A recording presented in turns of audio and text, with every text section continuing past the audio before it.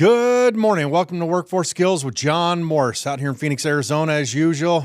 Seems like we never leave this place. We're stuck in the desert. But here's the deal. We're constantly training. We're constantly moving forward. We're constantly trying to get better at everything we do. The focus right now for me this week is what am I going to do different within the company to change us for the better and create processes, create systems within the company. Went to a People's Essentials workshop this weekend with Grant Cardone, 10X group. It was an amazing thing. Me and my partner Greg went to it. Stephanie, who works for us, also went with us. It was a great experience. Takeaways from the weekend.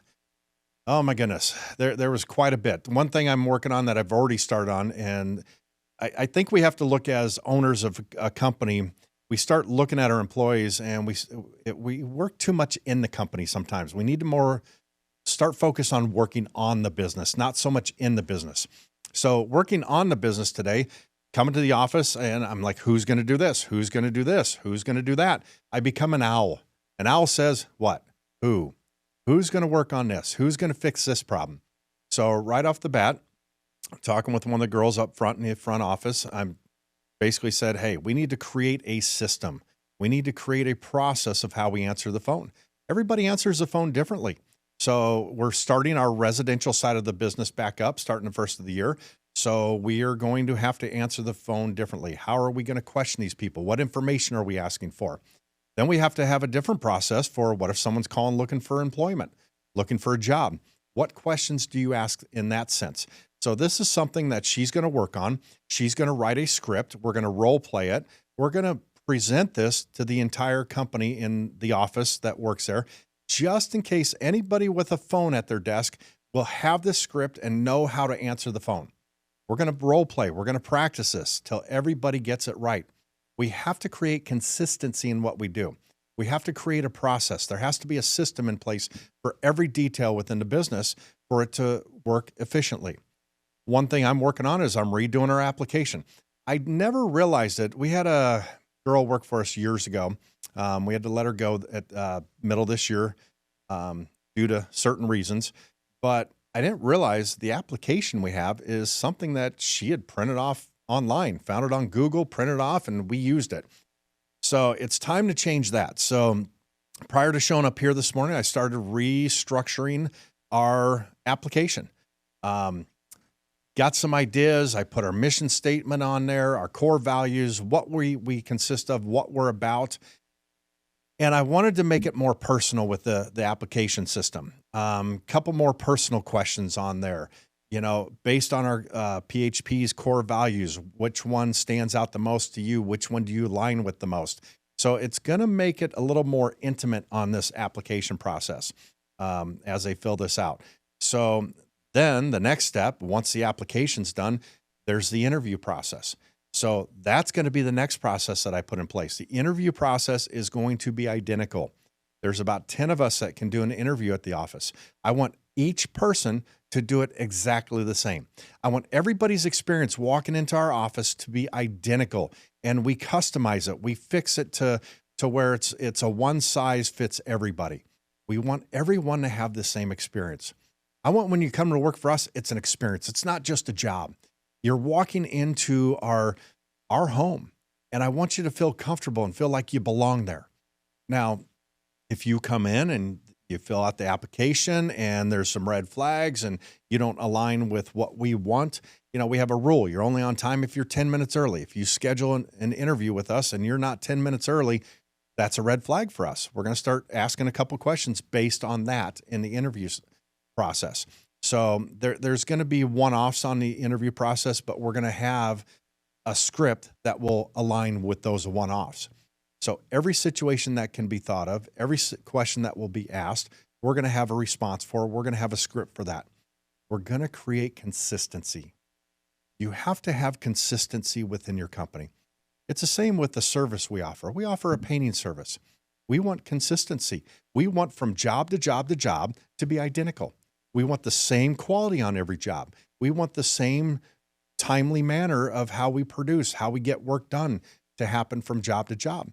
We don't want to change that process.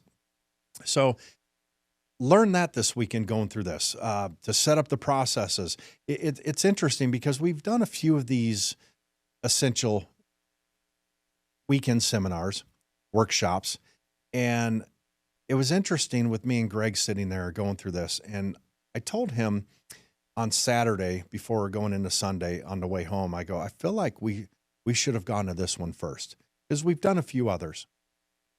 Well, between Saturday evening and Sunday morning, thinking about it, woke up in the morning, kind of going over everything that happened the day before. And I realized that I wasn't ready for this essential workshop 6 months ago. I wasn't in the right place, the right mindset. And I believe everything happens for a reason. I was at this workshop right now at the right moment, at the right time that I needed this. That's what I've gotten from this. And to be there, to be a part of this, to understand this, it's interesting how our thoughts, our ideas change as time goes on. I'm going to make the best decision I can today with the information that I have in front of me. Now, that's not to say 6 months from now, I'm presented the same situation. I'm going to make a different decision because things have changed. I've learned, I've grown. I have more education. I've had more experience maybe with that situation. So I'm going to look at that completely different. So looking at this weekend, our processes are going to change. Our onboarding is going to change. We did change our onboarding process. I've talked about it in a previous podcast where we rented another suite. We have the person come in, they do the painting hands-on. Well, one thing we're going to change is we have an employee that is a superintendent/trainer. And so this person works out there in the field on crews, oversees the jobs, and also trains our employees. So what we're going to do with every new employee that comes on board, they start on a Monday. That first week, they're going to work with this individual that whole week. We are going to set the precedence for the speed, the quality, the production. All our expectations are going to be laid out that first week working with this individual. This person's worked for us for many years. He's been an asset to our company. We're going to utilize this to retain employees better, to set the precedence of our expectations within the company the first week that you're here. So there's no confusion on what's going to happen. So these are some of the takeaways that I took from this weekend. There's a lot more. It's 2 full days. I've got 10 pages of notes, plus the workbook that they handed out that I kept writing in. So there's so much information that we took away. I am a firm believer on educating ourselves, training nonstop.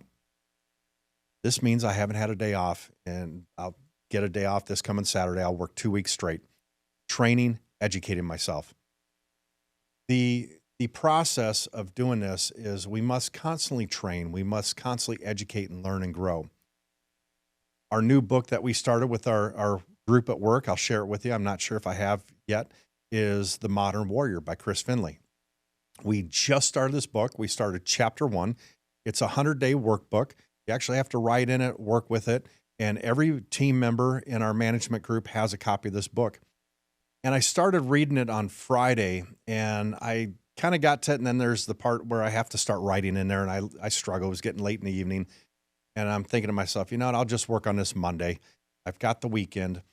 Well, unfortunately for me, my mind was wandering so much that last night, after getting home from the workshop, I fell asleep about 7:15. 11:30 last night, I'm wide awake. Wide awake, just my mind is wandering. Laid there, tossed and turned till about 12:30. I just finally got up and I said, you know what, I'm going to go read the book. I'm going to start it over, and I'm going to start working on this. The difficult part with this book is, I think the reason I put it down on Friday was the writing part of it. You have to dive deep into your own personal issues and your own mindset. And I struggled a little bit with this. You know, we all have those moments where we get up in our head, we struggle, we have issues. And for me, the issues that I'm dealing with, it's about life and business and work.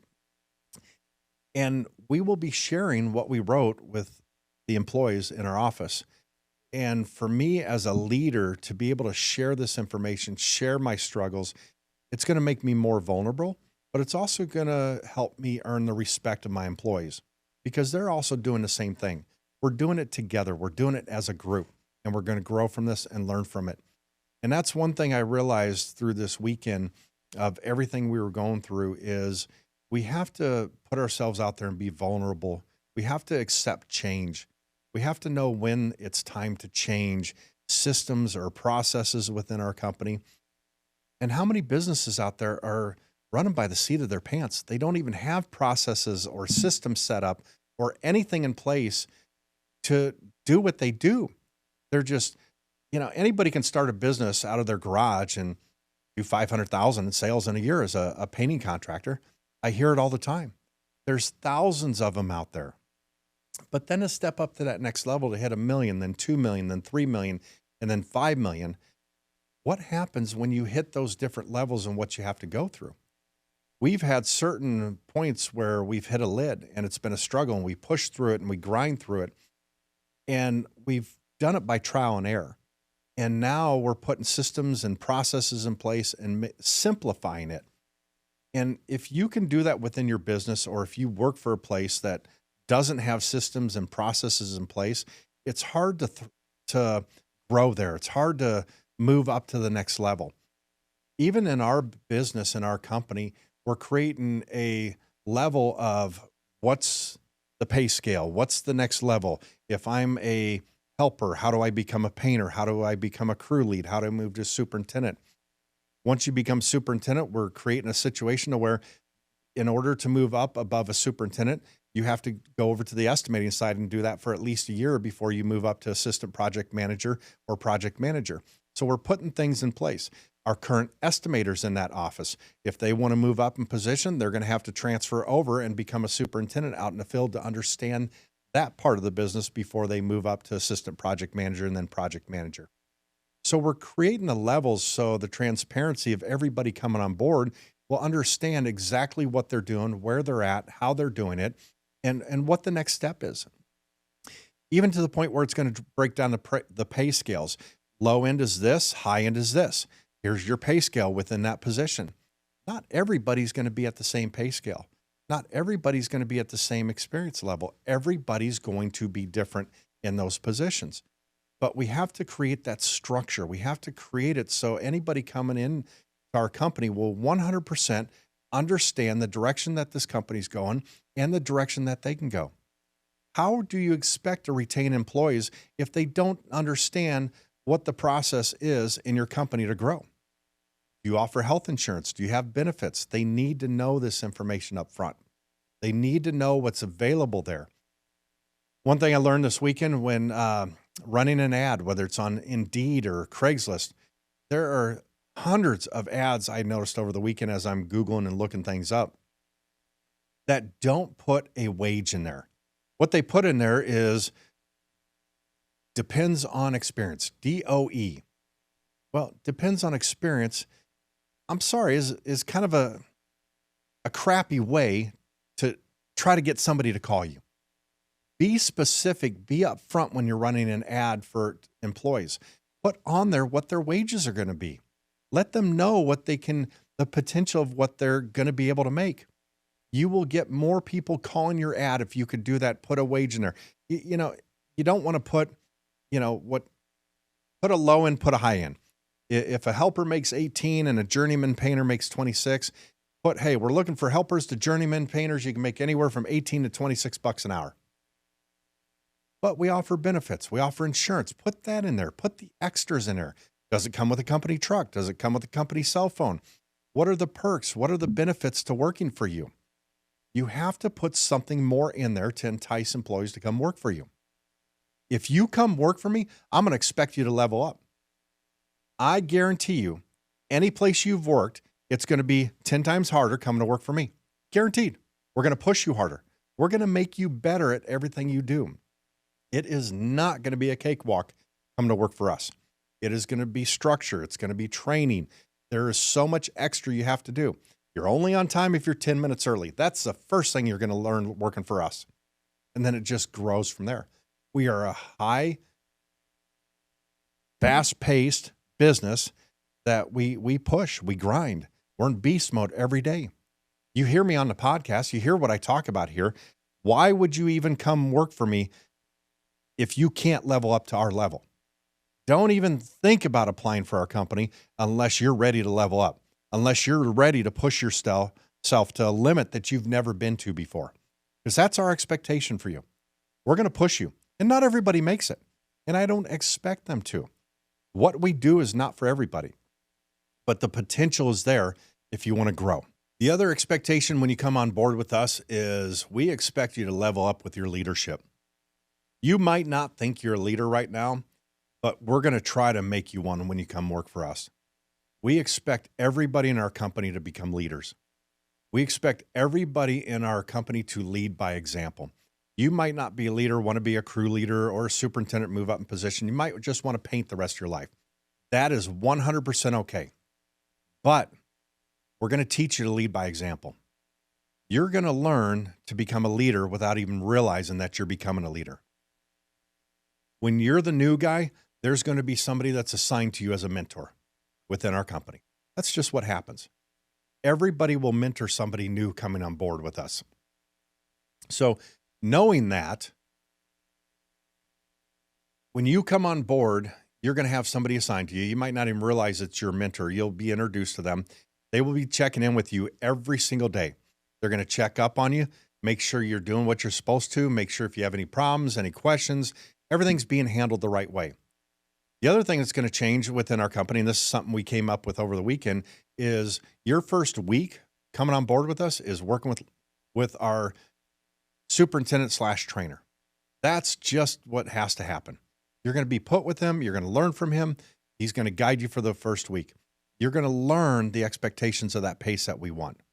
Knowing this, as you come on board, and you might not think you're a leader, what's going to happen is as time goes on, even as a painter, there's going to be somebody new coming on board.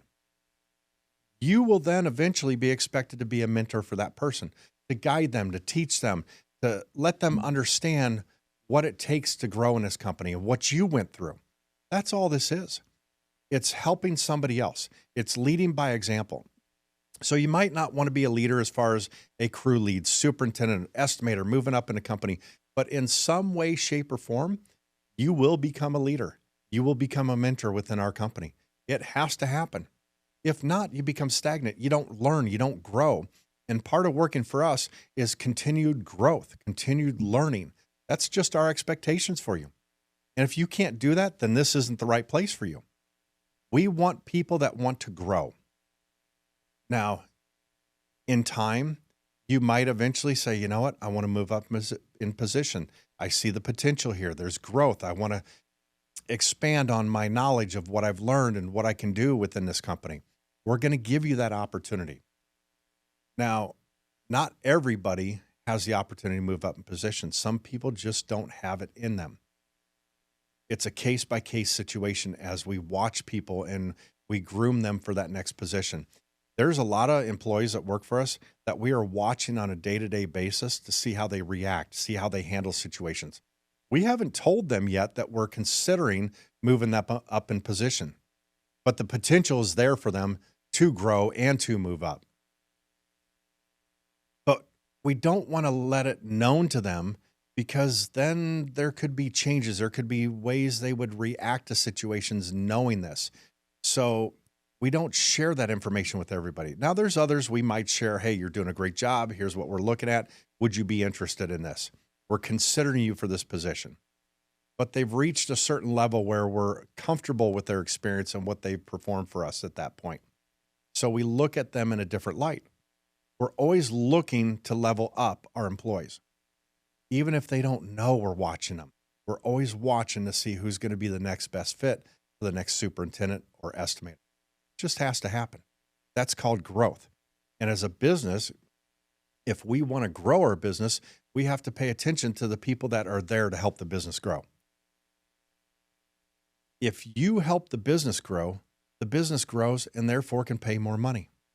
If you're not invested in the company you work for, if you have no interest of other than just a paycheck, then what are you doing? What are you gaining? You're never growing. You're never moving forward.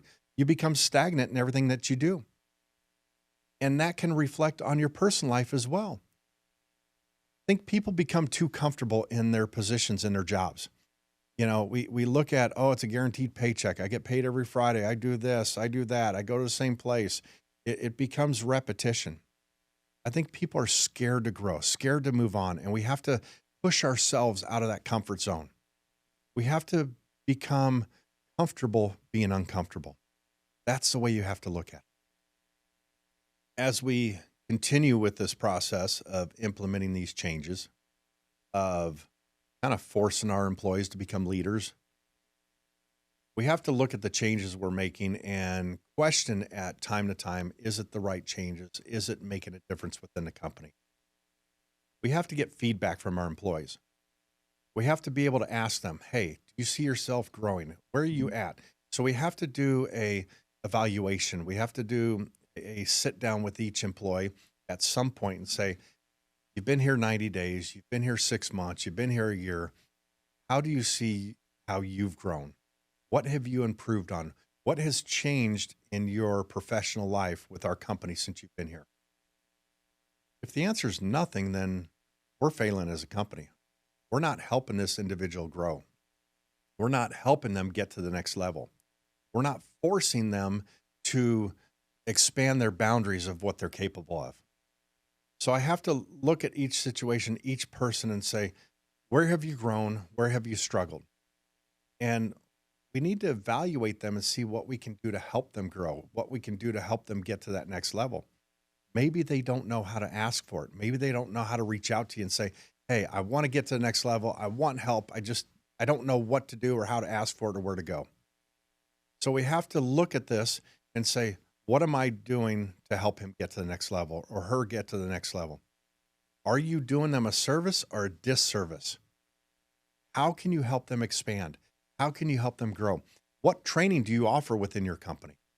I feel like today I'm kind of talking a lot to the business owners out there, the people that own businesses, on how to improve your business, on helping your employees.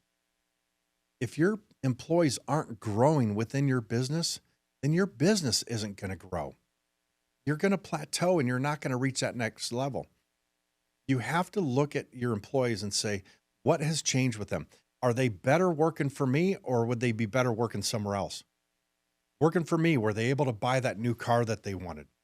Were they able to get a new home that they wanted? Are they able to put their kids in the right school that they want? Maybe you're not helping them grow. We have to sit back and look at our employees and sit there and ask them how I can help them. What are their goals in life? We know what our business goals are as owners. We want to grow the business, make more money, but don't you think your employees want that as well? What do they want? What are their goals? What are they striving for? Why are they coming to work for a paycheck every day? If we can help them reach their goals, how will they help us reach our goals within the business? That's what you have to ask yourself. I'm going to ask myself every day how I can help somebody reach their goals. But if you don't know what their goals are, you're never going to grow the business. You have to sit down with each one and create a conversation. You have to create a process to sit down and talk to each employee about their professional, their personal, and their financial goals. If you don't understand what makes them come to work, how can they understand where you're going? You have to share your vision, your values with them as well. It has to be a level playing field between both parties. We want to grow our business. They want to grow their personal life. How do you expect to grow your business if you're never helping your employees grow their personal lives? You're never going to know how to do that unless you ask them. You might have an employee that their biggest goal is to run a marathon. That could be it. That's their only goal. That's what they want. They're training, they're working, but they need a new pair of tennis shoes, or they need a sponsor for the marathon, someone to upfront the money. Maybe you do it as a company. What investment would that do for that employee that you put in? What return would you get from that employee for your business? How much harder are they going to work for you? We have to start taking care of the people that work for us. We have to start to understand the people that work for us. What makes them tick? What makes them come to work every day? I need to know this. This morning, I changed how I greet everybody in my company. Normally, I just shake their hand, say good morning, how you doing? This morning, it was different. It was welcome to work. Welcome to PHP. Everybody kind of stood back, looked at me. Nope, I'm welcoming everybody into our home, our house. It's going to be different today. I'm going to change it up. You've got to find ways to spark an interest. A couple of guys, what do you mean? I already work here. I know you do, but I'm happy to have you here.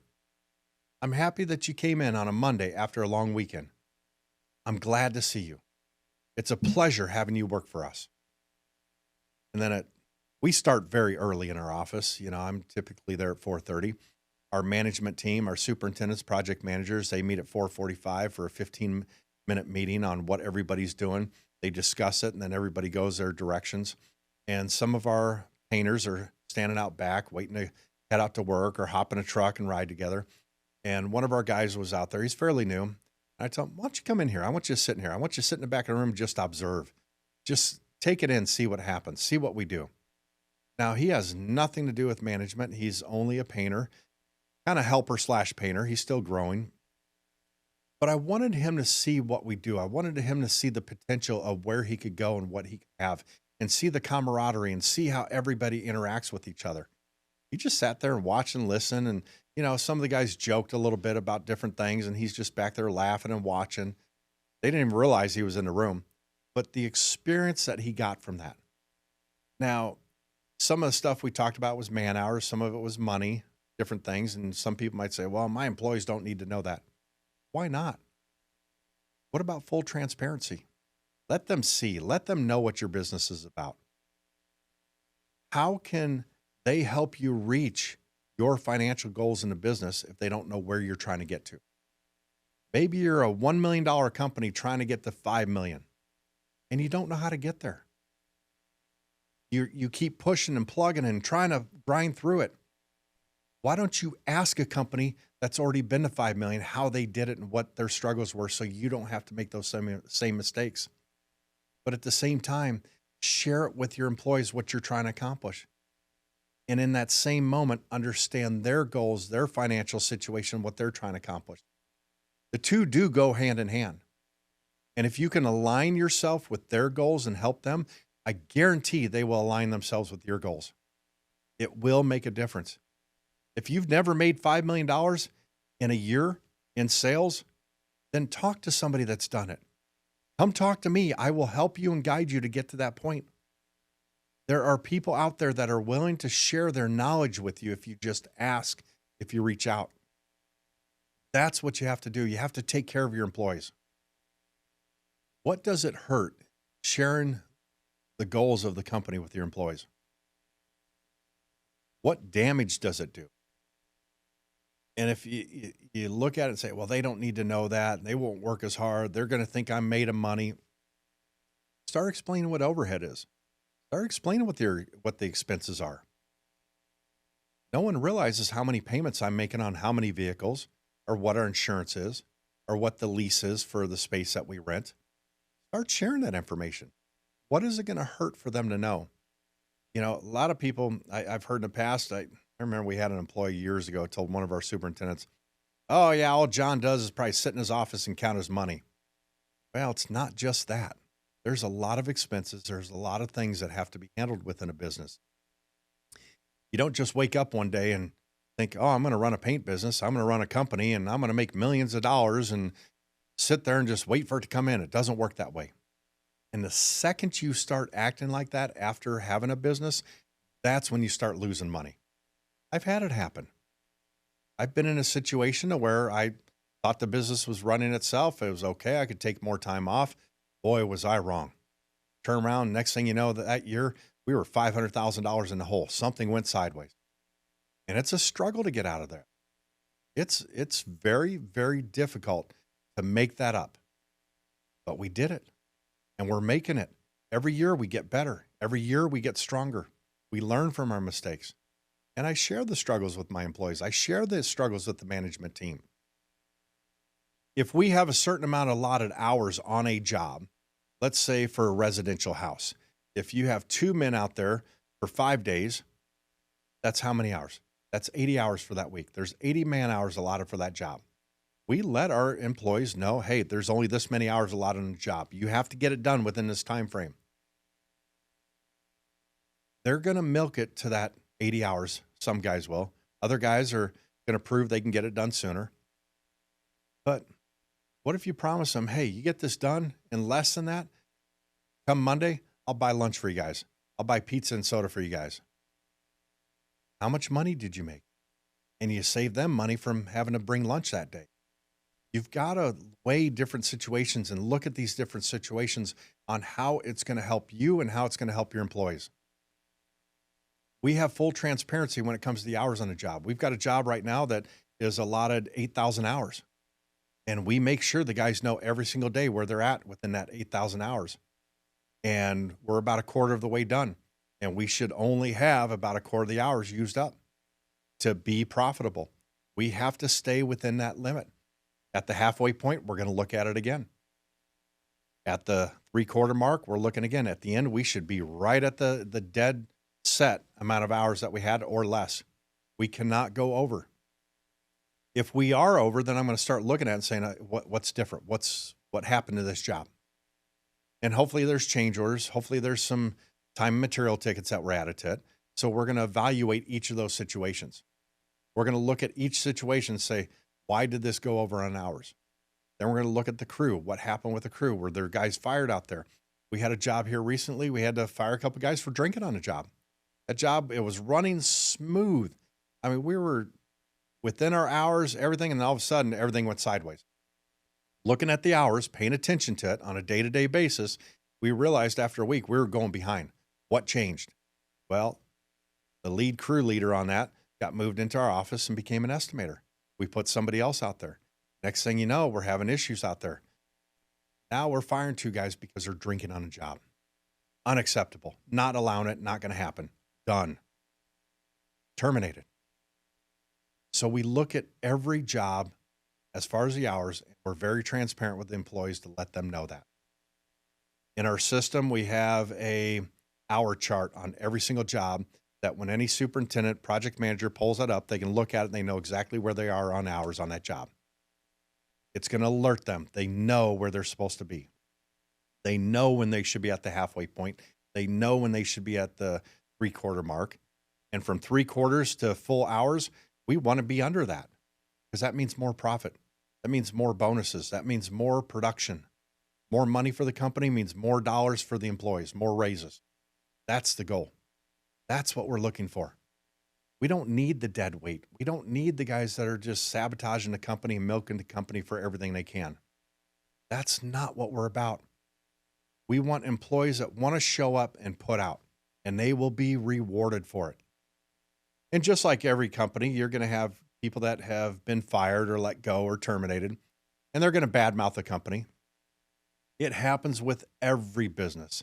You're going to get a Google review from an ex-employee that's just going to rip your company apart. Move on, get over it. People can read through that. They can see through it. The way I look at it is we don't fire people. We don't terminate them. They chose to make a decision for us to show them the exit. That's what they did. The 2 guys that were drinking on a job, we didn't choose to fire them. They chose to make a poor decision so we would have to exit them out the door. That was their choice, their decision. Hopefully they learn from it. Hopefully they move on. Some people don't learn from their mistakes. Hopefully these guys will. Hopefully it works out for the best. You know, I know we're coming up to Christmas next week and holidays are here and everything, but you know, we have to start paying attention to what we're doing and our employees if we want to retain them going into the new year. It gets slow at this time. And if there's another company out there that's busier than you, you're going to lose some employees. Give them a reason to stay with you. Get engaged with your employees.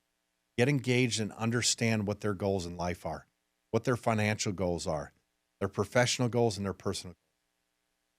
Once again, I want to thank you guys for joining me with Workforce Skills with John Morse. Stay hungry.